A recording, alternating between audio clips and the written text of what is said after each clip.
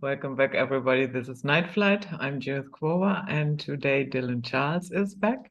He's the editor of Waking Times. WakingTimes.com is the website. Yeah, and we are going to talk about the signs that we might be losing the spiritual war. So thank you very much for coming back, Dylan. Yeah, like I said, it's a real honor to be here, and I appreciate the opportunity to speak with you, Judith.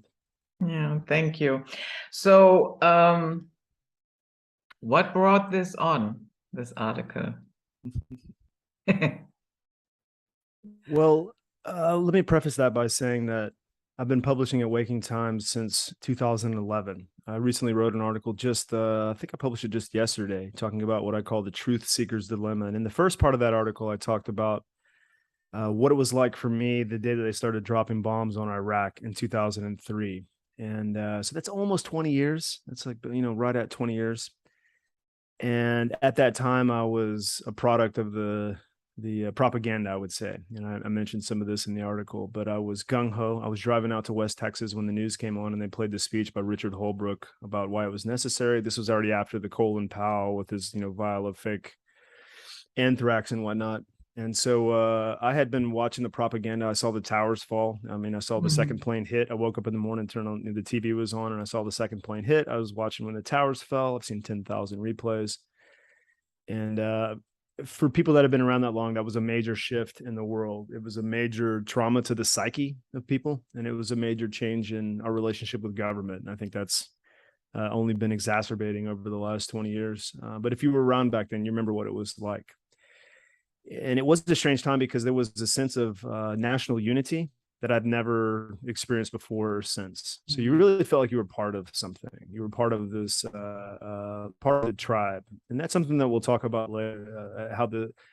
How a lot of people fall into patterns of self-sabotage, self-defeating behaviors because of their subconscious drive, their subconscious need, the very natural tendency of the subconscious mind to desire safety for ourselves within a tribe of people that it perceives to be the stronger group, the more powerful group, the group with authority.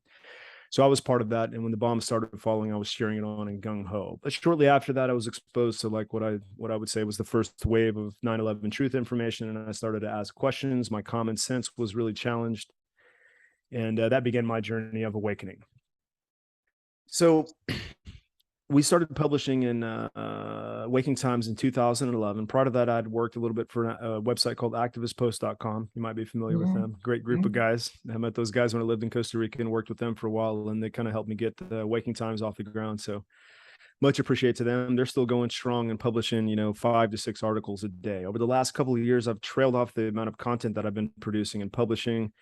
And these days, I mean, you and I just talked about me taking a little sabbatical to Costa Rica for the last few weeks. I'm content with publishing, one article a month, one article a week, whenever I'm inspired to do so, or whenever something that crosses my desk that's really of a different kind of nature. And that really was the design and the intention of Waking Times from the beginning, was really to bridge the gap between people who are fascinated in the deep truths about our world, but still challenged with living productive, positive, meaningful lives in this very shocking, depressing sort of environment where you realize that we all very much are under attack in a lot of different ways. There's a multi-front attack on the individual, multi-front attack on sovereignty, on health freedom. I mean, you see this everywhere. And so for the last, probably like the first 8 or 9 years of Waking Times, like I really did my best to keep up with current events, to publish, anywhere from, 2 to 3 to 5 or 6 or 8,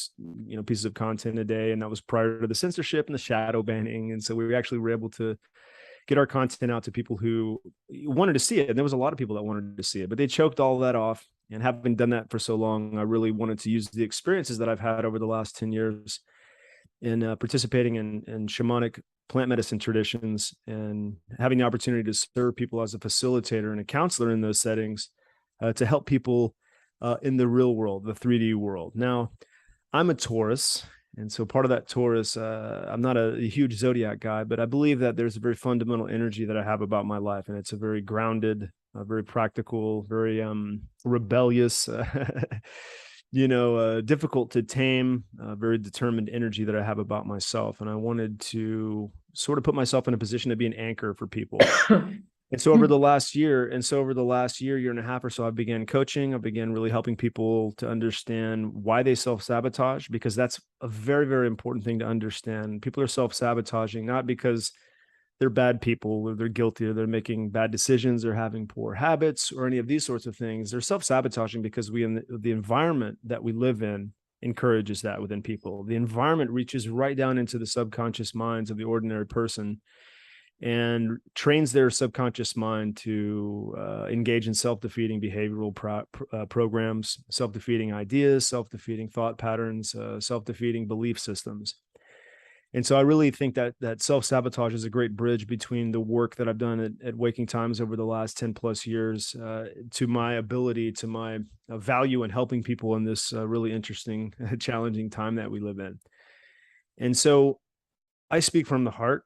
I'm an open book. I mean, last time I was on your show, I mean, I pretty much laid it down like some of my story. I mean, it's not pretty. A lot of my story isn't pretty. And I feel that's really important to be truthful, to be open, and to be honest with people, because as you know, that's lacking in a lot of places in our world. That sort of sense of realness is a good way to put it. And so, so to come full circle here in regards to the article, that's how I was feeling.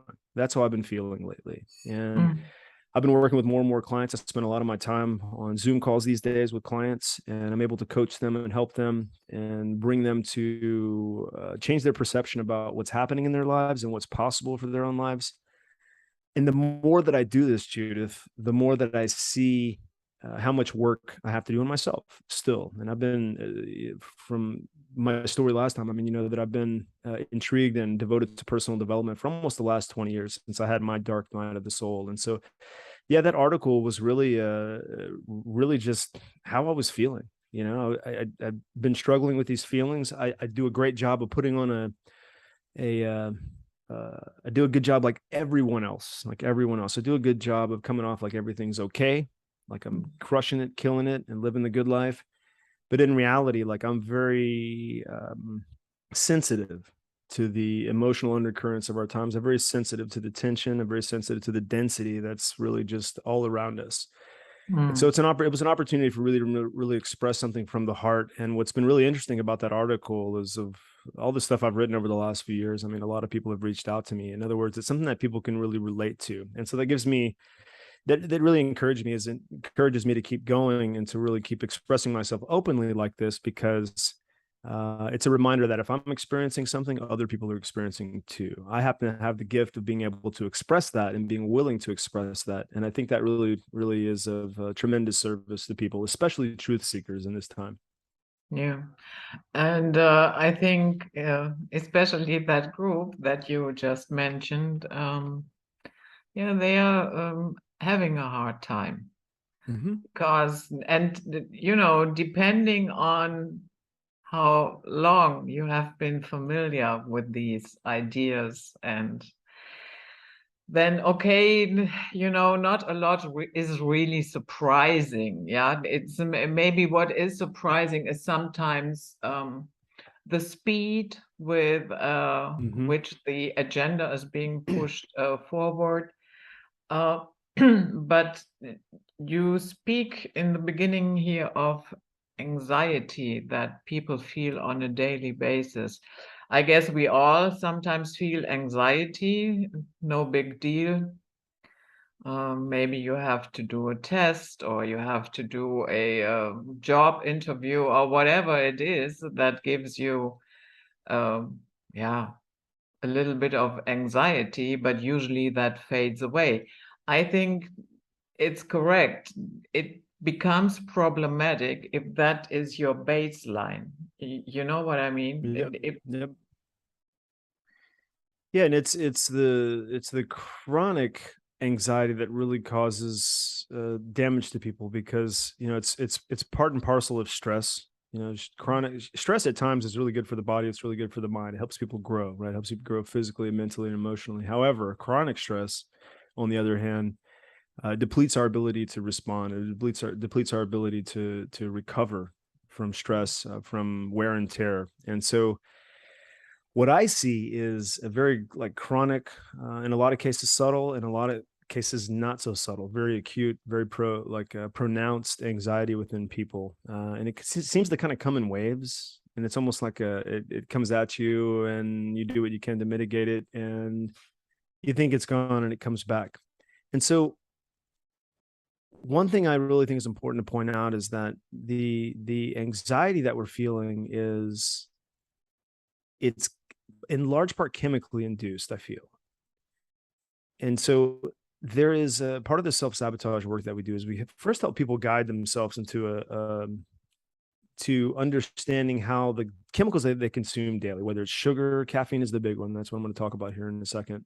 Alcohol, even cannabis. I know a lot of cannabis users that believe wholeheartedly in the medicine. They believe in its healing potential and power, but and won't admit or will reluctantly admit that it's causing or exacerbating their anxiety.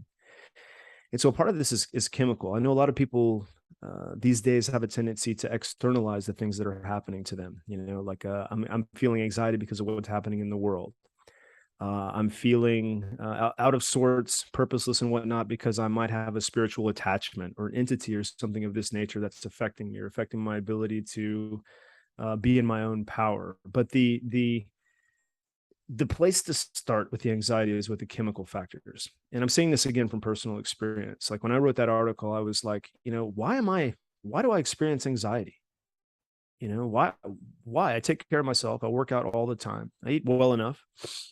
Why am I experiencing anxiety? Like, why is it chronic? Why do I wake up with that feeling in my body?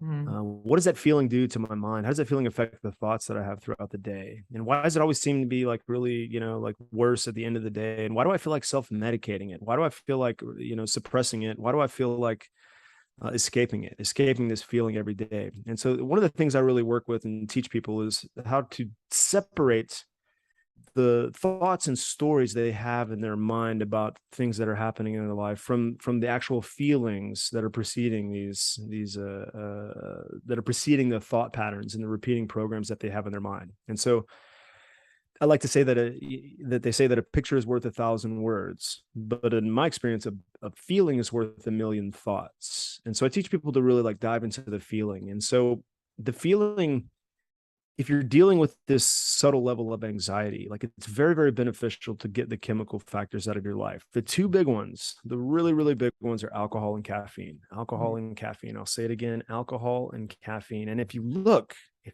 around the world, Judith, and I know you know this to be true, alcohol and caffeine are the most pushed legal substances, the legal psychoactive substances in our world. There are bars and liquor stores everywhere.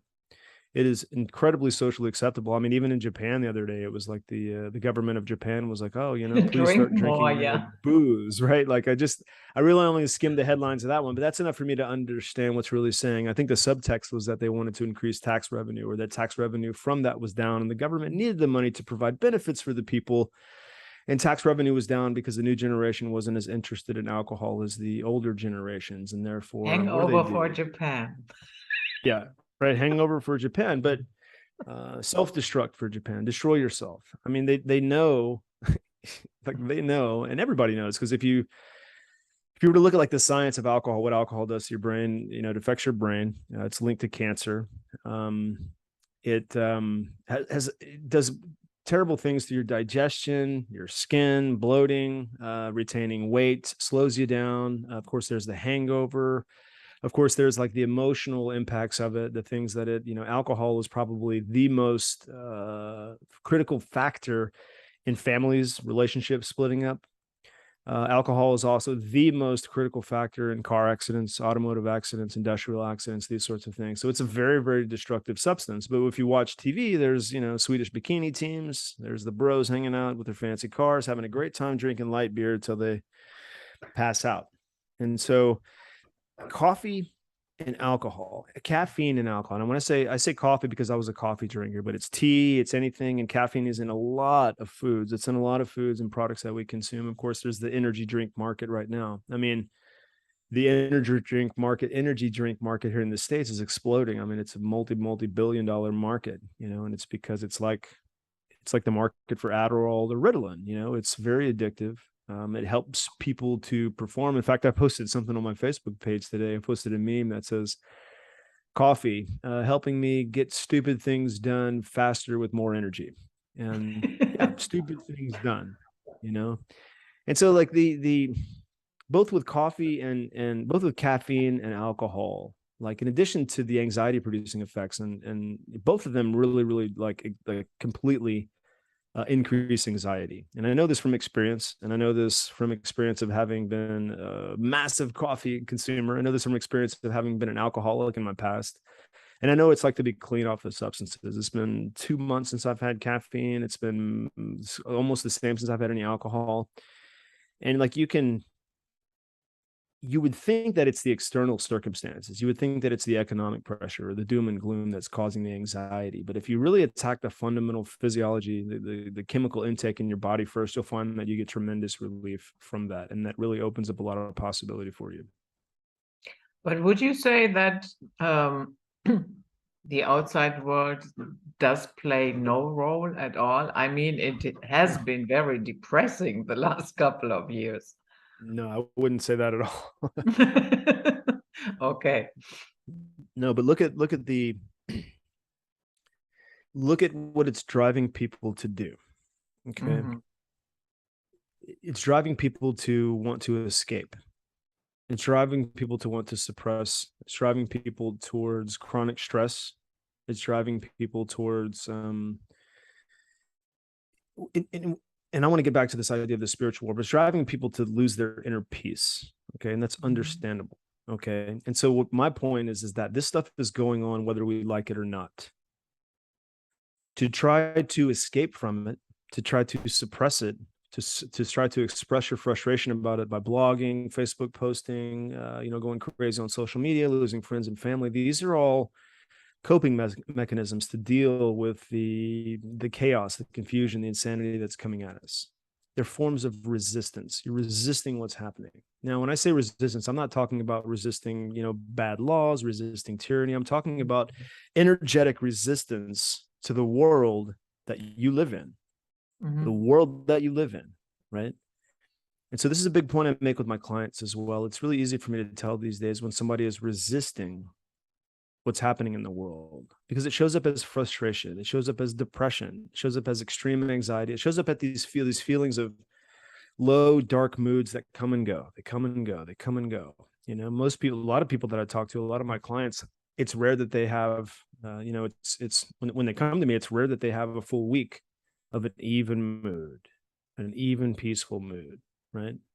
And so if you get to the point where you're suffering deeply enough from that, like so many people will turn to the antidepressants, they'll turn to the Xanax, that's a big one, the benzodiazepams or whatever they're called. They'll turn to these other substances, which is just another form of medicating, but you're resisting what's going on. And when you resist it energetically, and this is something that I really think is important for people to understand, resisting something is an act of force. Okay. So when you resist something, it requires counterforce in order for that force to have any place to work against, if that makes sense. Yeah, and it produces friction. Produces friction and counterforce. And so what I help people to understand is change the energy of your life by stepping into your power. You're powerful, okay? Being when you're powerful, you accept the world that you live in. Now, I want to make a distinction here. It's not acquiescing, it's not complying, it's not being obedient, it's not participating in mass psychosis. It's accepting the conditions of the world that we live in today, right? So you free up your power of resisting energetically what's happening in the world. When you resist this, it shows up, like I said, as these moods that come and go, this tension in your life that's always there. Some days it's a low level of anxiety and you feel good about that. But for a lot of people, it's there all day. So at 4 or 5 o'clock in the afternoon after work, and they just can't stand to be in their own bodies. And so there's something that they have to do, some trigger they have to pull to help them regulate their emotional body in order to deal with that. So a lot of people, it's food, but I think the majority is people turn to alcohol, substances, cannabis, pills, distraction. And so in this environment, because the news is there, because the external events are what they are, it's incumbent upon each and every one of us, and it's imperative upon each and every one of us to prepare ourselves as best as possible for what's happening and what's to come. That can include prepper's pantry, storable foods, precious metals, cryptos, guns, gold, Bibles, beans, whatever it is that you feel is important to you materially. But even all that stuff, and I know from experience, even all that stuff it doesn't satiate the internal turmoil, the emotional discord with what's happening. And so that's why I say, like, it's very important that you start working on the inner self so that you can relate to the world in a better way. Because most of the people, Judith, I talk to, and I would reckon that a lot of people as well, they want to have an impact. Mm-hmm. They want to be part of the team, if you will, that's steering this world back towards integrity, truthfulness, honesty, and it's impossible for you to have an impact in this regard if you are on the daily succumbing to these lower emotions of fear, anxiety, doubt, overwhelm, concern, self-doubt, worry, even anger about what's going on. You have to be able to release and let go of all of that in order to be powerful. And so power is different than force. When you're in power, it's easy for you to make decisions that are right for yourself, to withstand the social pressures of the day. I mean, I've seen this meme going around recently about how amazing it is, all the people that resisted the shots that are coming at us, because they literally resisted the most sophisticated, well-funded global marketing, PR, propaganda campaign in the history of humankind. And not only that, but the social pressure, the peer pressure, the pressure from employers and pressure from friends, family, right? The people that resisted that are really they're the ones we're waiting for, if you will, right? And so it's these people that I really like to speak to. And I know that over and over again, when I speak to these people, there's still that undercurrent. There's still that thing going on. And so, like I said, it's very important to realize that the chemical impacts are there. They're part of it. But also, like, the skills of learning to let go of the feelings that drive the thoughts, and also the practice, the work of rescripting your inner dialogue and changing the subconscious programs in your mind so that you're no longer being pulled around by this 800-pound gorilla that looks out into the world and thinks that it's cool to do what everyone else is doing, which is destroy yourself financially, spiritually, mentally, physically, destroy your relationships with chaos, destroy your health, and all of that. So to me, that's really the foundation of the work that I do. I think it's incredibly important because the external events, as we've seen, they're speeding up. They're going to get more absurd, more ludicrous. I mean, if you look at the tenor of the news today, it's like, all out nuclear war holocaust. 5 billion people will die. Okay, well, how is it possible for one not to immediately just fall right down into apathy when these news organizations and when our leaders are telling us that we're right on the cusp of over half of the human race being wiped out by some stupid war? And so I think that's really it's up to us. Like I said, we're the ones we've been waiting for, and it's up to us. And in order to have the power and the influence, the groundedness, and that's what I said, like my Taurus energy, the groundedness, to look at all of this stuff and be psychically, spiritually, psychologically, and emotionally immune to the events that are happening in the outside world. Until we can do that, I don't think we really can be effective. And I think that really the flip side of that is that the system works in such a way that it weakens people on these levels: emotional, psychically, psychologically. It weakens the family relationship. It weakens the bond between men and women. It's very much attacking these in what seem like subtle ways. And so it's up to us to really fortify ourselves in that way. Yeah. You mentioned to let go of anger. Yeah. On the other hand, I would say that anger is important because it is an indicator that something is wrong. Unless you are a person that gets angry every 10 minutes, okay, then that is a different issue in that case. But I see anger simply as an indicator that I feel something is very, very wrong, and then I try to put it in words what is wrong, and then usually from there I get calmer. Once I pull it into my consciousness and try to put it into a sentence or several sentences, then usually it fades away. And again, when it becomes permanent, then you wreck your entire system, Right. your body, your mental health. Yeah, you cannot Yeah, live like that. I feel like we might have brought this up in the last call, but I think you're exactly right. You know, anger itself, by itself isn't it isn't a bad thing. It's one of the range of human emotions. The problem is that when it becomes chronic and becomes Mm, toxic and manifests as resentment, you know, yeah. and even if you look at like programs like Alcoholics Anonymous, they talk about how resentment is the one thing that really keeps people trapped in cycles of alcoholism and cycles of self-destruction because it's so toxic. Um, yeah, I would say, like, even for me, it's impossible not to look at the world and not be angry about, you know, some of the designs and some of the plans. But I mean, you just said it best yourself. When you get angry, what do? You actually do the work. You actually do the work of transmuting the anger into creative energy, right? To you transmute that energy into something that benefits you. And that's what I mean by dealing with anger. Like, we have to like recognize, like, when is anger going to do us is going to be beneficial and, you know, moving forward with our lives, or when is it slowing us down? And most people just get in these chronic, a lot of people get in these chronic states where the anger is just there and simmering all the time. They're pissed off, you know, they're mad as hell, and they're not going to take it anymore, but they do take it, and it just builds up and it builds up and it builds up. And so it's not healthy in that regard.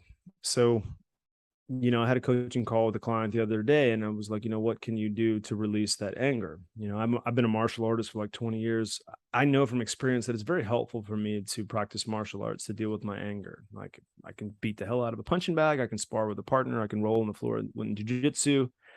And it just has this interesting way of turning the anger into a calm and a peace. Like there's an outlet for it. So there are health. Anger itself is definitely warranted. Absolutely. Oh my God. I mean, with what's going on, the insanity and the just the, I'll say it, the evilness of a lot of what's happening. Yeah, anger is definitely righteous.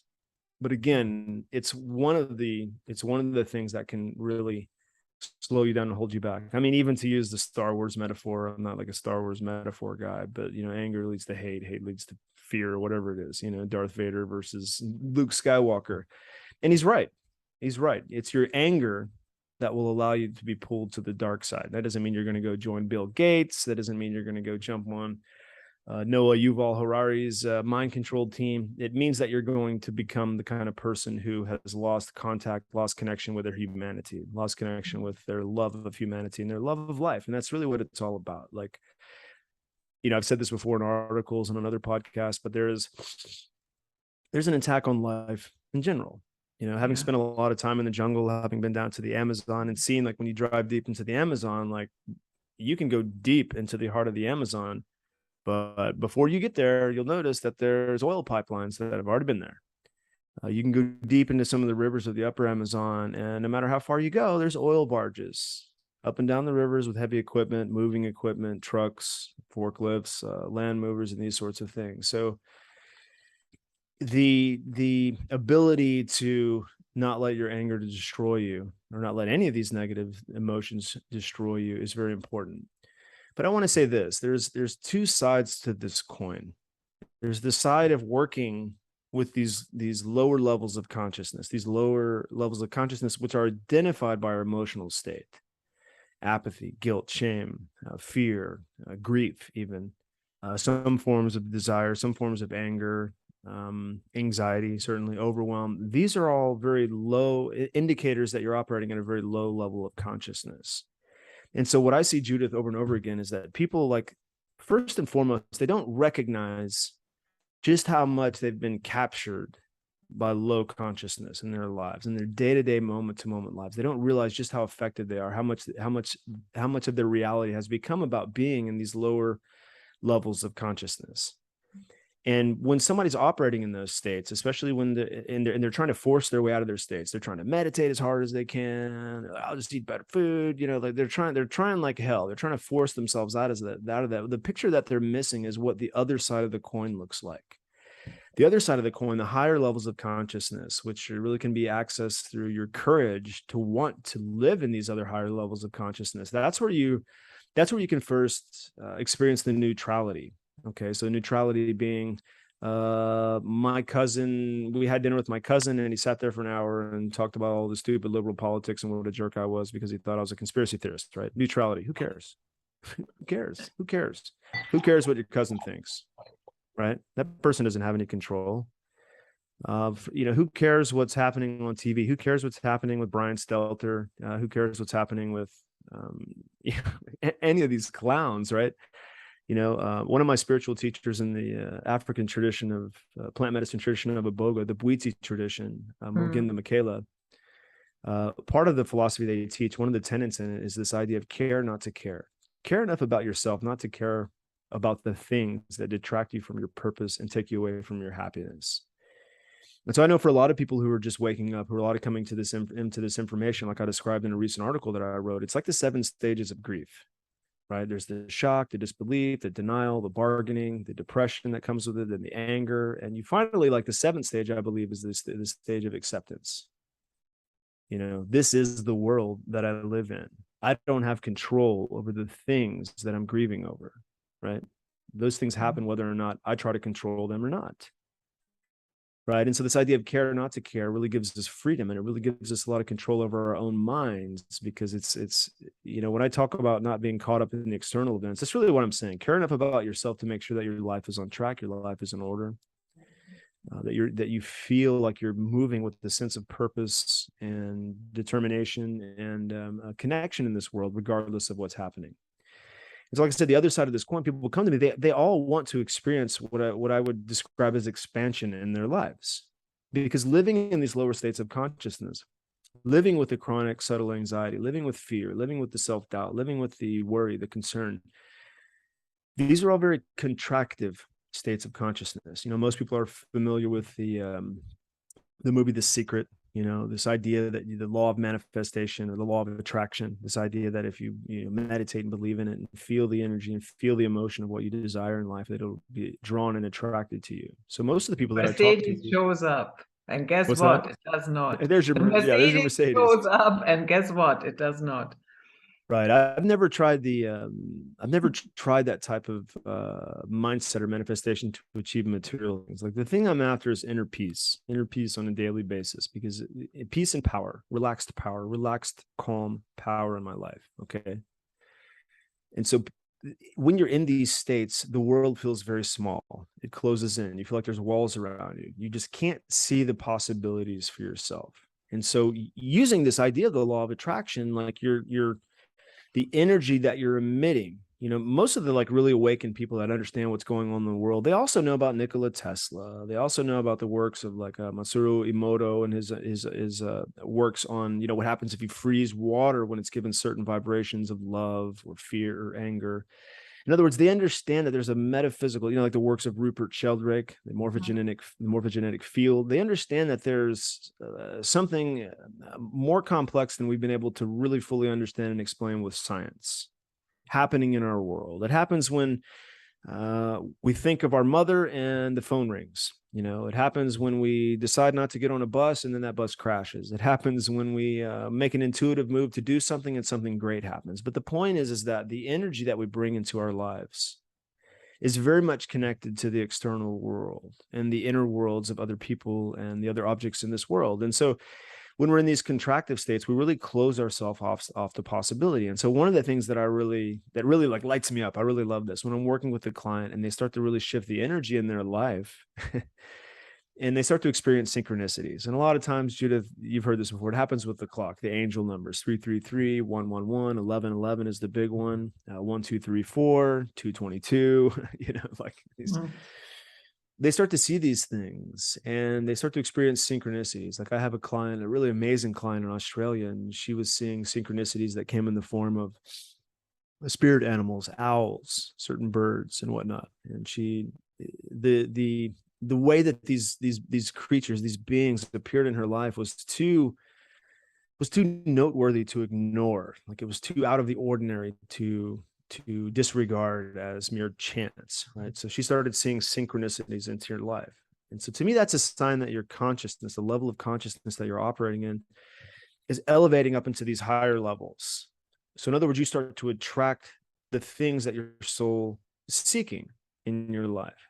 But when you're operating in the lower levels of consciousness, you push away the things that your soul is seeking. So I know a lot of people that run their own businesses and they push away clients these ways. They can't find traction in their business because of these ways. And I also know this as well because I've been in these stages myself. I've been an entrepreneur for the last 12 years or so.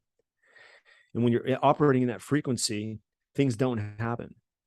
But when you get to neutrality and above that willingness, the willingness to take action, the willingness to make a move, the willingness to accept what's going on, the willingness to, and then the acceptance above that, then you find yourself in peace, joy, harmony, enlightenment, love, right? And so when you learn the skills of living in these levels of consciousness, then the phone rings and it's a potential client.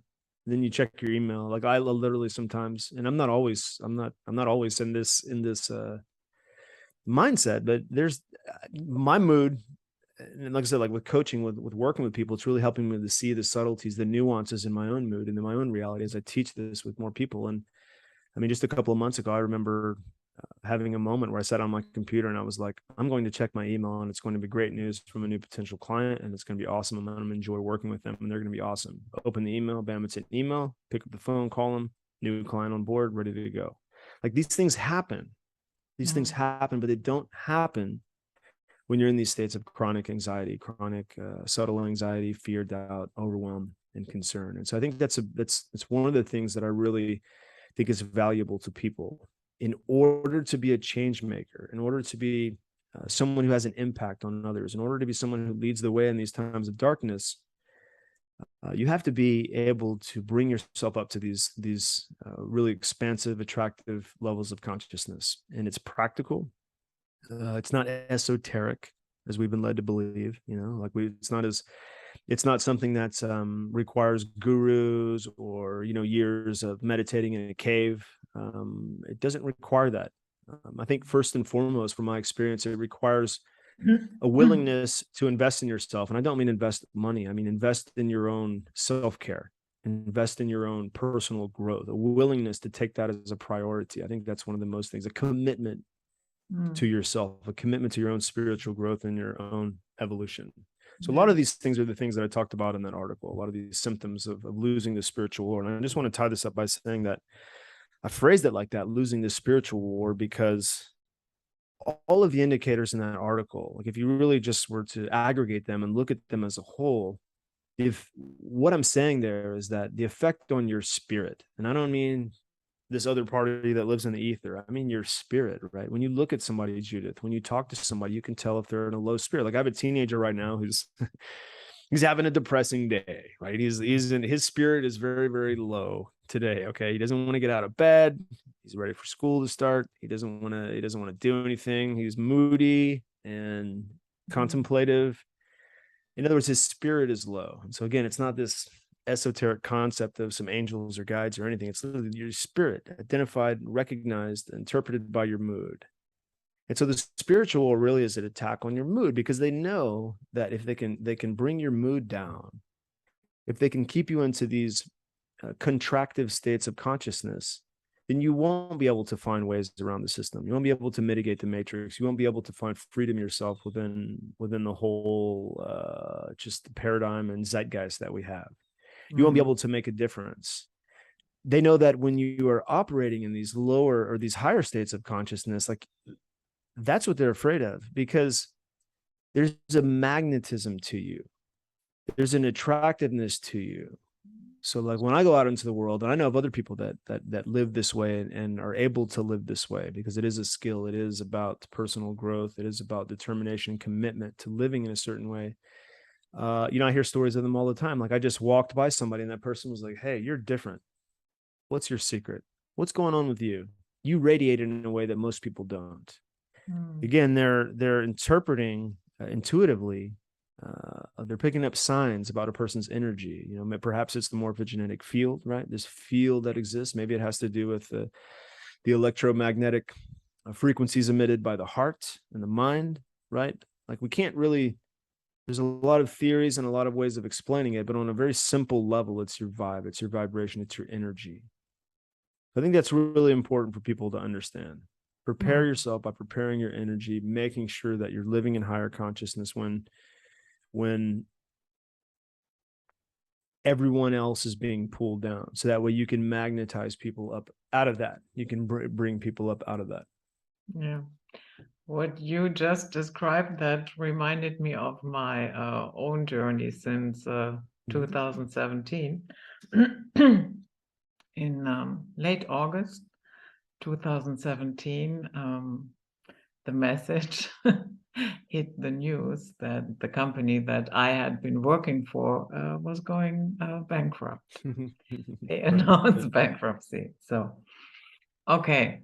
And this is something that I always do. I monitored my very, very first reaction. And guess what? My very, very first reaction was, oh my goodness, it's finally over. Excellent. And okay, okay, so after a while, that sank in, and okay, then you have thoughts, especially when you're almost 60 and you know that the jobs are not flying into your house. So you have thoughts like, how am I going to play this? Yeah, and then okay, you make a plan. But the plan that unfolded, I could never have planned it that way. Right.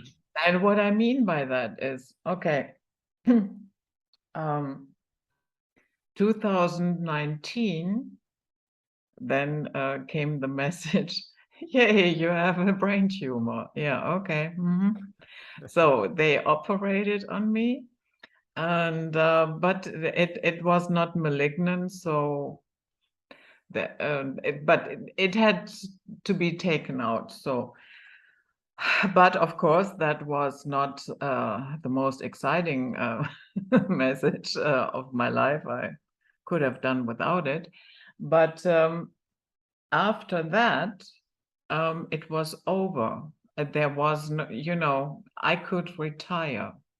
They accepted that because I have leftovers of that surgery. Certain things I can do everything, but not everything in the speed that I used to do. And some things, I really have to take my time, and then that's it. But honestly, when I look back now, look, the entire nonsense that started 2020, I didn't have to worry about that because I was out of the game. Yeah. And so just the other day, I looked back at these years, 2017 up to now, and I really thought, okay, it wasn't really a joyride. I wouldn't go that far, but actually, I couldn't have planned it that way. That I am out of the game at that moment when the entire craziness starts. Yeah, because I was no longer, nobody expected me to go and look for a job. Something you said that was really fascinating to me. You monitor your first reaction, reaction to something, and like that could be reaction to good news or negative news. On the surface, like your company closing down would appear to be negative news. And so again, like with the spiritual tradition of the Bwiti from Africa, we tell people to stay grounded in their reality. And the way that they understand and the way that they can determine what's in their reality or not their reality is by using their six senses, not their five senses, all six senses. So the sixth sense, of course, being your intuition. And the reason why they add that to that list is because your intuition really is your connection with what we talked about before, the morphogenetic field, the energy of others, the energy of the universe, the doors that are supposed to be open and closed for you. And so that's something that really is, I think, it's attacked. I mean, we're living in a world. It's a scientific, materialistic world. They're trying to attack. They're trying to cut off your ability to connect with your sixth sense. So I know a lot of people who would have said the same thing you were, but they wouldn't have had the self-awareness to look at their first impulse, or they might have seen their first impulse or their first intuitive reaction of situation and then immediately gone into the anxiety and thrown all the anxiety over it. right? Yeah, because it is so horrible and everything is over. And my goodness, what am I Right. going to do now? But those are the stories that we are telling ourselves. And that way we can drive ourselves nuts. Drive ourselves nuts. I mean, and that's one of the things I brought up in the article as well, the negative thought patterns, the negative thought programs, the negative repeating negative thoughts, the inner critic, when your inner critic goes wild. And this is something like, if you were to experience coaching with me, this is something that we would work on throughout our experience together. Who is your inner critic? What is your inner critic actually telling you? Have you like listened to him and isolated the statements that you hear? I had another very powerful call with one of my clients in the UK this morning, and we've been working on her inner critic. And it's really interesting to see when we first began working together, there's a despondency, there's a hopelessness about it, there's a feeling of being beaten up, of being just attacked and abused for so many years by this own voice inside her head. So what I have people do is I have them put a name on that voice. A lot of times that name ends up being like your mother or your father or an aunt or an uncle or a teacher or somebody that had an impact on you when you're younger. But for a lot of people, like, the name can be pretty severe. Like, it was a client of mine in New Zealand, and the name that she had for her inner critic, her inner voice, the source of most of the content that she consumes every day. Because they say that you have 90,000 something thoughts every day. The vast majority of those thoughts for a lot of people are negative thoughts. They're self-defeating thoughts, right? These are the subconscious mind screaming at you. It's not you, it's a part of you. It's a programmed part of you. So she even called her inner critic the devil. Like, it was that bad. I mean, her inner critic was literally telling her things like, your life isn't worth anything. Why don't you just kill yourself? Why don't you just go hide? What's the point of having any relationships? These sorts of things. I mean, very, very self-destructive things. I mean, there's approaches to take that. I mean, you can take that same way of being to a psychologist. You could take that same way of being to a psychiatrist, to a counselor, and whatnot. I think this is really the magic of what the right coach can offer, because we're not looking to diagnose you. We're not looking to relive the past, a certain trauma. We're trying to change your perception of what's happening to you in the present moment so that you can operate better in the future moment, right? And so, like, in the case of the client I was speaking with today, like, her voice is called the berater. It's the berater. There's this voice in her that's the berater. And the thing is, it's just like, I had a conversation with a friend about this recently. Like, human beings are really good at becoming accustomed to things. Yeah. One of the things we excel at. We're good at getting used to things, right? It's the frog in the pot of boiling water. We're used to adapting and absorbing and living with changes in our environment, living with changes in our society, living with changes in our culture. Like, things become normal to us very, very quickly. So in the case of, like, some of my clients, and this amazing woman that I spoke with today, like, she has been hearing this voice in her head decades, Judith, like, really, really, a really long time. She was used to it a long time ago, but it becomes a permanent feature in one's life. It becomes a permanent backdrop to everything that's happening in one's life. And that's really where the deterioration of one's world really begins, is when this acceptance, this normalization of negativity in the mind really becomes just the way that it is, And so it's really interesting to do this process with people. I've taught a couple of rounds of this in, like, small group settings. And I think I'm probably going to try to do this as, like, an evergreen, something where people can access it and do this work on their own, because I feel like it's one of the most important things. But it's reframing your relationship with your inner voice. That doesn't mean trying to force it to shut up. That doesn't mean trying to drown it out with alcohol, booze, Xanax, weed, whatever. That doesn't mean trying to distract yourself with it, with everything, so that it gets really quiet. What it means is that you develop a sense of separation to it by identifying it, the berater, the devil, your mom, your dad, whoever, your jerk older brother, right? And then listening to what they're saying, identifying to what they're saying, repeating those things back to you with different energy, right? So it's an amazing thing that happens. Like, I'll give you just a quick example here, but with one of my clients, we did this process, and she did the work during the week. And she wrote down all of the statements that she hears in her head. And so in our next call, I said, okay, read those to me. So as she was reading, I wrote some of them down. I was like, okay, now listen, let me read these back to you. Now I know that, you don't love me or love me or whatever, but you like me well enough, and you wouldn't wish me well. You wouldn't wish me ill, right? I'm going to say these things to you, and I want you to see and experience how ridiculous it is to hear someone you love and care for or admire or whatever, look up to, whatever, say these things about themselves. So I repeat these statements, and it's so absurd. You would never talk to your children that way. You would never talk to your friends or your family members or your spouse. You would probably never even talk to your enemies that way.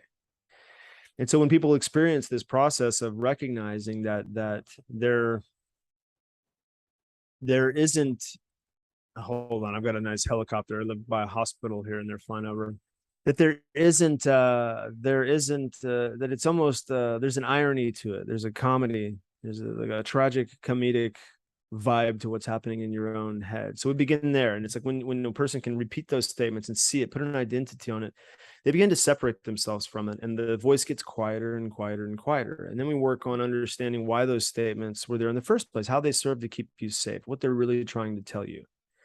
If, for example, there's something in your head that tells you over and over again that you're lazy, it's really pointing you in the direction of what you see as the best possibility for yourself, how you really view yourself as wanting to be. Deep down somewhere, you want to be more active, proactive. You want to take action on the things that inspire you and move your life forward. It's just that the voice says it in a harsh way that's too harsh. And so we work on things like this, and it's really powerful. It's really powerful to see people win this aspect of the spiritual war by taking control of their minds. And again, this goes a lot back to the work with the African medicine tradition, because it's really the mind is where all of your work is. Like, happiness is an inside job. You can only create from a state of inner peace. Like, these are very important things to understand, especially when there's so much external. A few years ago, things were perhaps easy, right? They were in a lot of ways a lot easier than they are now to create, to manifest, to experience, to travel, to form relationships. And so now, with the situation that we're in, it's really critical. It's really imperative to understand that what happens in your mind really is going to govern what's possible for you. Sorry. So, No. and that would also prevent us from ending up in a victim mentality, meaning, yeah, I see everything that is wrong, and yes, it's not very good, and it's all going down in a handbasket, but there's nothing that I can do, so I just roll over. Right. And will be abused. Yeah. So, yeah. Yeah, that's another interesting thing. I mean, you mentioned the word victim. We talked about the lower levels of consciousness and the higher levels of consciousness. Well, victim would be a representation of your shadow, right? The inverse of your higher self, right? How your shadow manifests and shows up in your life. So if you look at just the victim, for example, there's the higher side of that would be your warrior, right? So if you look at all the qualities that a warrior possesses, the ability to stand firm, the ability to set boundaries for yourself and maintain those boundaries, the ability to go out into this world and accomplish for yourself what your king or queen really wants for yourself. The inverse, however, is the victim. I can't seem to get anything done. Everybody takes advantage of me. I just can't win. They're always chipping away at me. This energy, and so it really is about energy. And so the victim is very much a manifestation of that type of energy in one's personality. And of course, as you know, you see this a lot. A lot of people feel very, even though they won't, they would most likely be reluctant to describe it as such. They most likely would be reluctant to admit it. They feel very much victimized by what's happening in the world. And so again, I pull this back to this idea of resisting. Why are you resisting what's happening in the world? What's happening in the world is happening in the world. If you believe in the big ideas, you've probably already been around. This ain't your first rodeo. You know what I mean? Your soul's done this before. you're probably experiencing the suffer and the insanity of it all at a heightened level because you are an old soul, because you have such tremendous soul growth occurring, right? So be not resistant to what's happening into the world. Accept the challenges, rise up above it, set your boundaries for yourself, stand in your power. And these are like the concepts of light and dark, of shadow and light, right? These are the concepts of higher and lower levels of consciousness. And this is really what the spiritual war is all about. It's not, I don't like to speak of it in terms of angels and demons. I don't like to speak of it in terms of, archons, dogons, Pleiadians, these and things, that, because unlike some people that I know, I don't have personal experience with those types of entities. So to rely upon that sort of thing as explanations for what happening is an externalization to me. To me, it's an externalization of my power to have any control over it. And so that's what I mean, again, by being a very grounded Taurus in this way. What do we actually have control of? What's actually in our sixth sense reality that we can actually have an impact on? Very important distinction. Yeah, what I meant was this attitude that I will not even try to do something. I just roll over because I look into the world and I see, it's lost. It's done. It's finished. I'm not talking about myself. You get that? Okay. Okay. Good.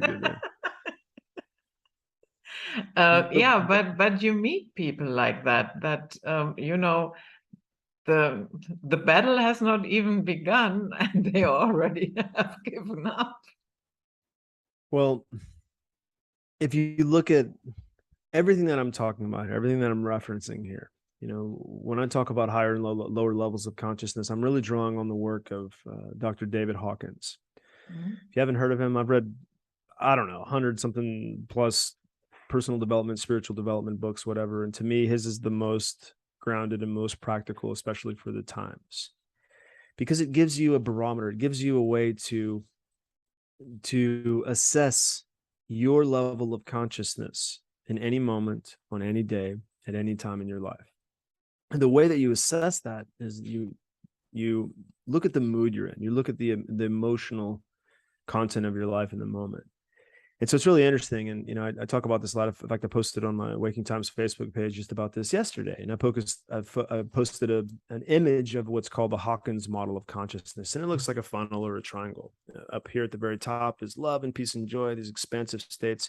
It's really interesting if you dive into this work. He uses muscle testing to test the frequency of each of these emotions. So he's scaled them accordingly to their results with very extensive muscle testing. If you don't know anything about that, it's a whole other conversation. And it's one that's absolutely fascinating, right? But almost at the very bottom of the list is apathy, which is what you're talking about. Apathy and guilt. Those are apathy, guilt, and shame are right there at the very bottom. And so like I steer people towards, it's like, what are the emotions, the contractive states of the contractive emotions in life, right? They are the things that make your world feel small. They're the things that make you feel trapped in your job, trapped in your relationship with no possibilities, trapped under the thumb of the New World Order, whatever it is. The expansive states of consciousness we talked about, the higher levels of consciousness, but there is a critical factor that divides the two, and that is courage, right? So courage might be like, it's a quality that someone can access really at any moment. It's something that goes forgotten when we get into these dark moods, when we live into these dark spaces. Like it goes forgotten that you have courage. You have courage to take the hero's journey in your life. You have the courage to leave behind what's normal, what's destructive, what doesn't make sense, what doesn't serve you. You have the courage to leave behind living situation that doesn't serve you well. You have the courage to, on an internal personal level, to leave behind feelings, to let go of feelings that don't serve you well. And so when I talk about this stuff as being a skill, that's really what I'm talking about, is the ability to let go, to release, to become non-attached to the feelings that drive you down into these lower states of the consciousness. So you went all the way down to the bottom with apathy. Apathy is like there's no point. I give up. What's the point? There's no hope. I'm not going to do anything. I give up. That's right there at the bottom. And so, yeah, if you meet people in that situation, I mean, to me, It's when I hard see to people get like that, it's, out from there. If that has really become you're really convinced, yeah, that nothing makes sense anymore, and it has been your baseline for a couple of years, it's really hard to get out of there. well, a lot of times it's helpful for people to move up above that by understanding this as not understanding it in terms of addiction, right? So it is very possible for people when people try heroin or opiates, right? There's a very high likelihood that they're quickly going to become chemically addicted to these substances because the body, the way that the body works with neurotransmitters, receptors, this structure, this physiology within the body, when certain chemicals are introduced into these very complex systems of wiring we have in our brain and our neurology, we tend to become drawn to the repeated consumption of substances, heroin, alcohol. I think personally, cannabis is one of the most addictive substances out there. I know that from being a user for many years. I really don't participate much these days. But the same is true with emotions. One's tendency to be depressed, one's tendency to be apathetic, one's tendency to live in shame about the decisions or the past choices that they've made, or the things that they've done to their body or their mind over time, or their participation in relationships that have been destructive, damaging, traumatic, abusive, to the emotions that accompany that, the guilt, the shame, the apathy. Like, there is a physical process of addiction to these emotions as well. Most people don't understand that. When they think of sobriety, they might think of sobriety as first and foremost as being, something that sobriety means free of alcohol, then perhaps free of drugs, right? What I really help people to see is that there is a thing called emotional sobriety. If you're going for any kind of sobriety at all, go there first, because it's the emotional system, it's the emotional mind, the emotional body that drives your desire to escape, your desire to suppress, your desire to express things that only create, in ways that only create more chaos and conflict in your life and in the relationships in your life. And so the same thing with like depression, apathy, or anything. If you look at it as like addiction, how do you snap yourself out of an addiction? What do you do? In my case, when I was addicted to these low levels of consciousness, the very low levels, I'm talking about depression. I'm talking about there's no freaking hope. All is lost. What's the point of living anymore? I'm just destroying myself. My life has no meaning. It has no value. I had to really shock my system. Okay. So for me, it began on a physical level. Okay. It began with changing my diet and starting a martial arts practice. And I've talked about this. I know I talked about it in your last podcast, but that going from a sedentary lifestyle of consuming whatever, watching, however many hours of TV, coming home from work, and the first thing you do is turn on the TV just so it's on in the background, like going from that lifestyle to instead going to the gym to work out in an environment that really presses you and pushes you and invites the best to come out of you. Like, that was the shock to the system that broke the synaptic, the synaptic dependencies that I had on being in those moods. So yeah, it's not always easy. I mean, a lot of people don't change until they hit rock bottom. I didn't change until I hit rock bottom. A lot of people don't commit to themselves until things have gotten so bad that they just can't stand it. And they realize that they're on the fence. Do I give up and check out of this life, or do I actually do something about it? And I even wrote a post or email or something I wrote just recently about this. Like, this is it's a TikTok. I'm on TikTok. Emotional support man on TikTok. That's what I call myself. I just got on there. But I talked about that as like, it's the dark night of the soul as being one of the greatest gifts of your life, because it's really where you're forced to make the most important decision of your life. And that is, do you give up, just like what you're talking about? Or do you take responsibility for yourself and commit to changing, commit to bringing out the best in yourself? And without that commitment, without that undeniable flip of the switch in your life, You can try and just never get where you want to go. But once that switch is flipped, and that's what one thing that really helped people to see, where's your level of commitment on changing? Yeah. So I do free 15-minute, what I call free 15-minute inside calls with people. So you can go to my website, dylancharlescoaching.com, and book a free 15-minute inside call with me. I talk to people all over the world frequently, and it's really interesting. But you can book that call. And what I find is that a lot of people would love to see how their lives evolve by participating in something like what I offer. But money, and I'm not expensive by any stretch of the imagination compared to like the coaching that's done out there. But like there's a reason why they can't. They live in a contractive state. There's a reason why they can't see why investing in themselves that way won't pay off in the short term, and especially so in the long term. And so this is the pool of the addiction to the emotions. No, don't change. Stay right where you are. It sounds cool, but you're hooked on heroin. So stay hooked on heroin, And so these are it's a powerful realization to realize that you can be addicted to moods just as you can be addicted to sugar, junk food, whatever. Exactly. Yeah. And I have met people that I would have to say they got comfortable in their moodiness, and they even started defending it. And yeah, but if you are still in defense mode of your moodiness, then I guess nobody at that point has reached the point that to say, yeah, okay, this has to change. So there have some things have to happen before you can say, yeah, okay, enough. Well, I just want to touch on this one thing because you said that they get comfortable and they almost are proud of their moodiness, and that's really like that's really a good indication of what we talk about as a self-sabotage coaches, about how like your subconscious mind need, desire to cling to an unhealthy, dysfunctional, sick, broke, poor, chaotic, self-destructive tribe is really a major source of your self-sabotage.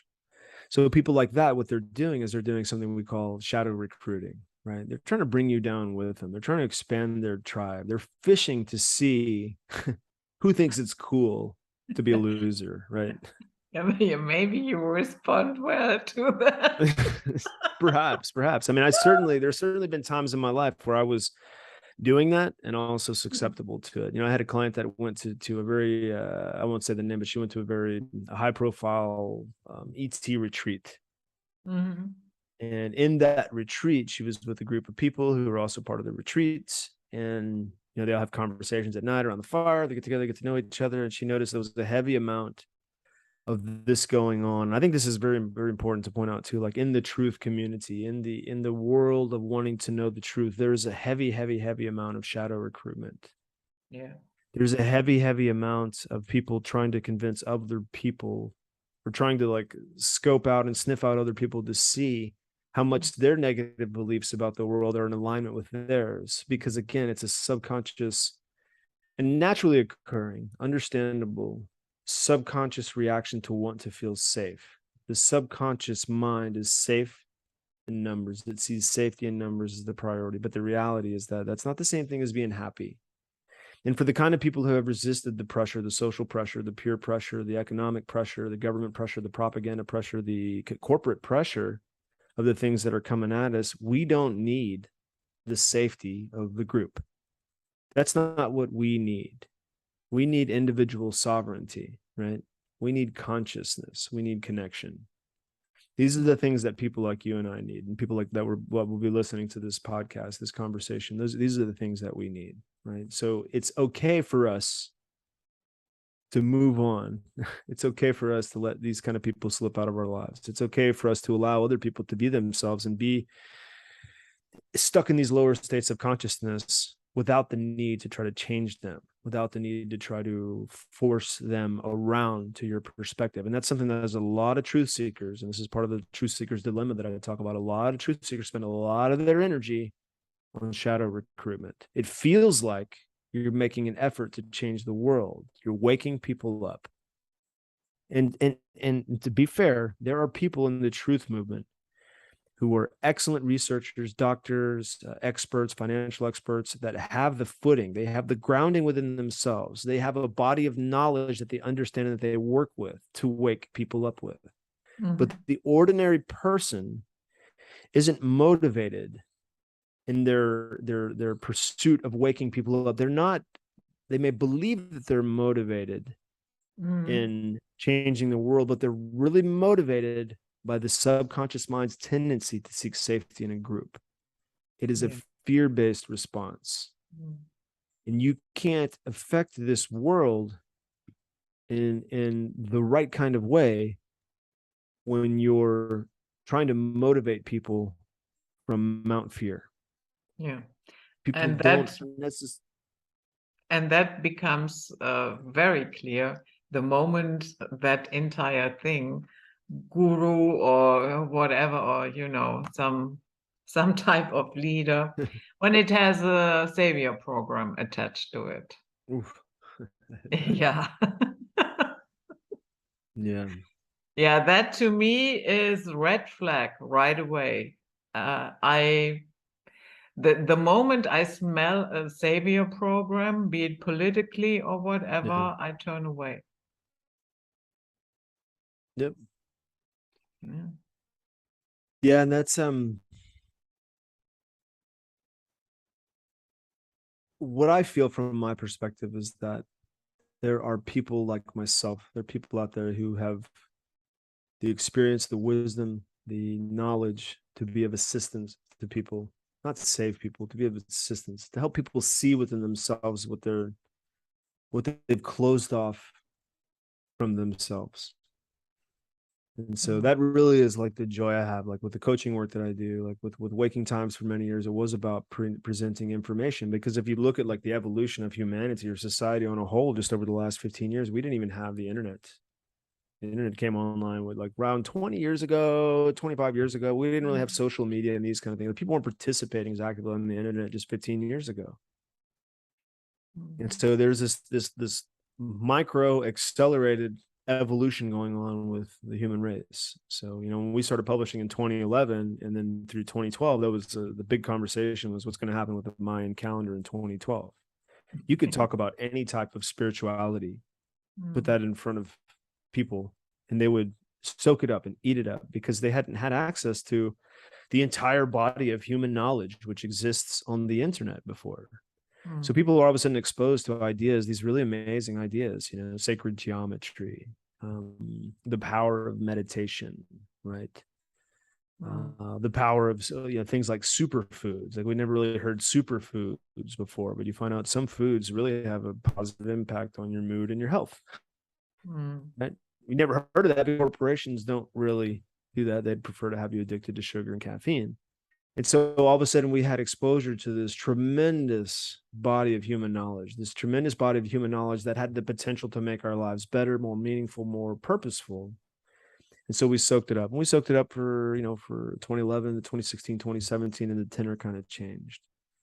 Now it's time to put that stuff into action. It's time to live in that way. We used to be able to talk about the shift or higher consciousness. And it was a fascinating concept for people because they saw, wait, is it possible to have a shift?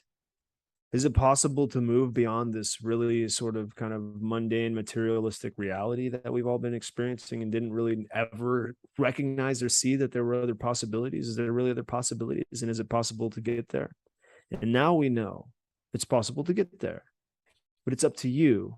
And it's not a lifetime evolution process. It's a day-to-day process, letting go of these emotions that keep you down into lower consciousness, because most of the people that I meet, Judith, there's something special about them that just wants to get out. There's something special about them that just wants to be seen, that just wants to be expressed, that wants to be acknowledged, that wants to be recognized, that wants the opportunity to be of service and assistance to others. And that's the thing that really drives me and really, really lights me up, is finding that within a person and helping them to move the bars of their own cage out of the way. Yeah. So I had a look at the clock. So Because you had a very, very exciting day. Very productive. Yeah. Yeah, we agreed to do only 1 hour, and I already kept you longer. So I will stick to my promise and end this now. Awesome. Judith, you have me on anytime. It's a joy talking with you. And like I said, I talk with a lot of Yeah. people from around the world. So I'm always excited to talk with people in other countries. And I know you're in Germany, and there's a whole different reality there. But let me just say this, my website is wakingtimes.com.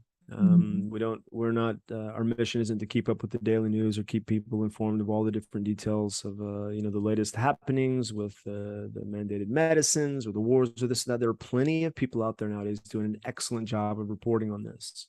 Mhm. We're looking to impact people who are awake, who are wanting to stand in their own sovereignty and really trying to connect the dots between what they know to be possible and with the pressure, the down pressure that they feel from this world. My podcast, I've taken a little hiatus. I'm about to start recording in for the podcast, but it is batteredsouls.com. I talk with a lot of different people who are in the world of shamanic plant medicines, different people who are authors, and on the outskirts, they're helping people to see the greater possibilities and understand really like the energetic workings of this world. You can find my coaching work at dylancharlescoaching.com. And on that page, if you go there, you can sign up for my newsletter. I send it out, I don't know, 2 or 3 times a week, sometimes a longer space between, but it's called On the Path. It's a place where I communicate a lot of the things that I see people going through in this day and age. I'm also on Facebook, Waking Times. You can find me on Facebook, Dylan Charles Hunt. I am on TikTok now. I just started that. I go by Emotional Support Man on TikTok, or Dylan Charles. So you should be able to find me there. And there I really use that platform to talk about self-sabotage and emotional self-mastery now. So I'll be kind of getting more comfortable with that format. But thank you very much sincerely for the opportunity to be here with you today. Yeah, thank you so much for coming. So this was it, Night Flight for today with the wonderful Dylan Charles. And we see you all next time. Stay safe and sound out there. Bye-bye.